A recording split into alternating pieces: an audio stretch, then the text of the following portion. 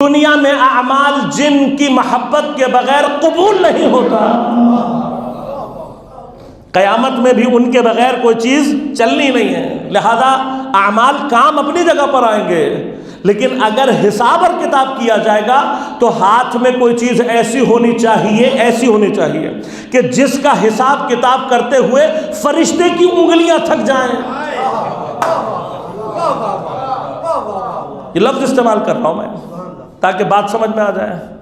حساب کتاب کے فرشتے سے پوچھا کہ بھئی تم کتنا تیز حساب کتاب کرتے ہو؟ کہ اس سے اندازہ لگا لو دنیا بننے سے لے کر قیامت تک جتنے بھی بارش کے قطرے گریں گے کتنے خشکی میں گریں گے، کتنے پانی میں گریں گے، سب کا حساب منٹوں میں کر لیتا ہوں۔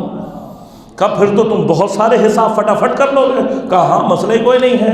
کہا لیکن کوئی تو عمل ہوگی، کوئی تو ایسی چیز ہوگی جسے تم حساب کتاب نہ کر سکو،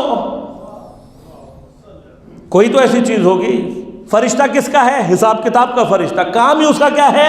حساب کتاب کرنا۔ دیکھیے آج کل ہمارے ہاں کمپیوٹر کی ترقی ہو گئی، ٹک کر کے بٹن دباؤ ٹھک کر کے پورا رزلٹ سامنے آ جاتا ہے۔ اس سے زیادہ سری کام اللہ کا فرشتہ کرے گا۔ ابتدائے کائنات سے لے کر انتہائی کائنات تک کسی چیز کا حساب مانگیں گے چٹکیوں میں پہنچا دے گا۔ میرے اعمال کا وزن کیا ہوگا؟ 60 سال میں میرے تو اعمال ہمارے کمپیوٹر سے نکل آئیں گے۔ اللہ کا فرشتہ تو بہت تیزی سے کام کرے گا۔ لہذا یہ یاد رکھے گا۔ اب جب اس سے سوال کیا گیا کہا بھائی کون سا مقام ہے کہ جہاں پر کسی چیز کا حساب کتاب تیری قدرت سے باہر ہو جائے؟ کہا کہ ایک چیز ایسی ہے کہ جس کا ثواب میری قدرت حساب سے باہر ہے۔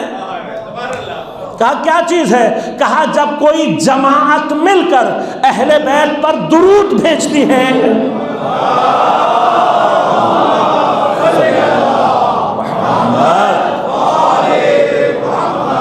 اہل بیت علیہم الصلوۃ کا جب جماعت مل کر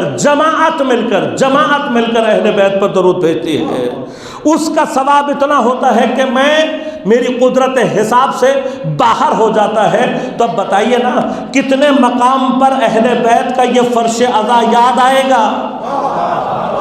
جہاں بیٹھ کر درود بھیجا ہوگا، اور یہ بھیجا ہوا درود وہاں کام آ رہا ہوگا جہاں حساب کم پڑ رہا ہوگا۔